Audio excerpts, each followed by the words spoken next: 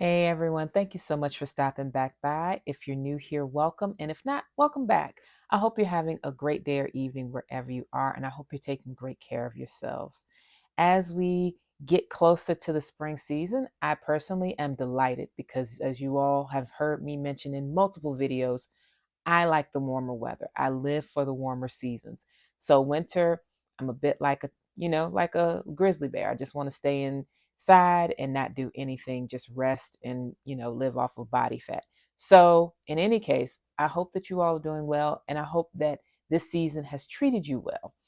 That being said, if you are new, you may not know my schedule. Monday, Wednesday, Friday is when videos go up. Monday and Wednesday can be about anything like fragrances, home fragrances, like what I'm going to talk about today. But also, I'll talk about food, travel, culture a little bit, writing, perfume, makeup, whatever. If that interests you, consider subscribing.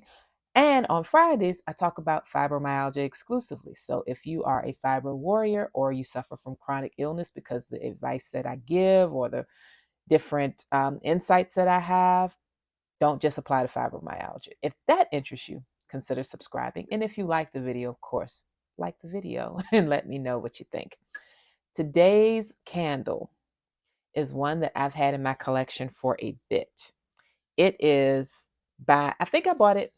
Actually, I don't think. I know I bought it at Anthropologie. I just checked the bottom of it. It is their green market candle. It is hand poured beeswax blend. So if you are a soy candle person, this ain't it. This is a beeswax candle. It has your notes on the front. I think this is a little bit of oil. It didn't look like this. I don't know how I got this on here. But it didn't look like this when I bought it. It looked unoiled. I've had it for over a year. So as you can see, I've used a lot of it. This candle was retail price 26 US dollars or 28 Canadian dollars. Again, it is their green market candle. The notes on here are bergamot as your top note, green banana as your mid note, and basil as your base note. Now, you all who have watched my videos before about anything fragrance related, bergamot is near and dear to my heart. It's one of my favorite notes. However, green banana and basil are new notes for me. So I wasn't sure if I'd like them when I bought it. I just knew I liked how fresh it smelled. This has to be the greenest smelling candle I've ever smelled. I mean, it smells like a tropical vacation, but take out the coconut, if that makes sense. Usually, when you think of tropical scents, you think of coconut.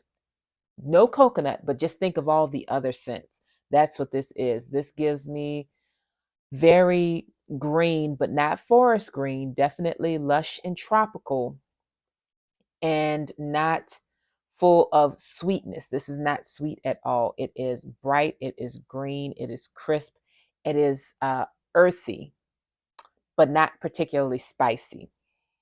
Oh, it smells so clean. It smells extremely clean. And like you can tell, I've used up a lot of it. I have about 30% left. I'm about here. 30 to 35% of this candle is left. I can't wait to use it in the springtime. I like to light it in my dining room, actually. It's a wonderful scent, especially if I'm going to be having dinner in there. I like it to scent the air as I'm prepping the room, setting the table, or working on my centerpiece, which I kind of change during the seasons. So I'll work on the centerpiece for the table and I'll have this lit and kind of wafting through the air in the background, which comes to the next thing. I keep saying it smells amazing, but the question really is, it smells amazing, but do you have a wide area that this scent goes through? Does this scent a room? Yes, it does. How would it be improved, or how could it be improved? Double wicks. Like I say all the time, when you get a big candle, why not give me two wicks? A double wick would be great. It would help with making sure that it melts more evenly. However, this melted about as good as one could expect for a candle this size. As you can see, I do not have a particularly huge hand, but my hand is about average size for an American. And this candle takes up the whole of it. It is a wide candle. I would say across the top, the um, The diameter is about 5 inches. So it's about 5 inches across. Yes, beautiful, very crisp, very green smelling candle. I absolutely adore it. It works really, really well, especially transitioning from winter to spring. A lot of times when you're in the winter season, you want those heavy, warm scents that are very comforting. But as spring comes in, you want something greener, and it can be a kind of jarring transition scent wise to go from one season to another when you're going from cold to warmer. I like this because to me, of course, green banana is very much a scent I would associate with the warm season. But the fact that it has basil as your base note, to me, basil is used in so many things. It's such a as an herb, it's such a warming herb without the spice or heaviness of like a cinnamon or a nutmeg. It's not as heavy as those. It still, though, has a lot of body to it. And it's green without being overtly springtime. It gives a nice, smooth transition between the seasons where, yes, it's definitely not wintry, but it's not too much summery either. Though basil is a summer herb, it's something about the scent of it that translates well across seasons where it doesn't smell excessively summery, nor does it smell excessively wintry. It's somewhere in between, which that season or that period between winter and spring are. It's that in between that calls for something a bit warmer but also something a bit crisper to signal that the air is changing, that the seasons are changing, and it's time for things to become alive again. So I love that. It has a beautiful lid. I love that too. You may have heard it moving a little bit when I started the video because I was fiddling with it somewhat, and the lid fits not securely, but it fits down on here. It's nice, easy to pull out. So it's not something you have to screw if you're someone who has problems with perhaps motor skills.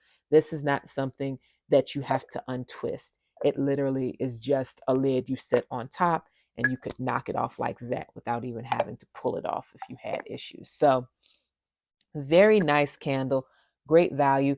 For the price, you could use this for a while. I will say this though, if you are used to a candle that performs extraordinarily well, like Harlem Candle Company or Diptyque or the Clean Candle Company, if you're used to something that's super scented like those, I can assure you this is not quite like that. It is well scented. It does certainly waft well in a room, but you're going to need more burn time to get the same level of room scenting.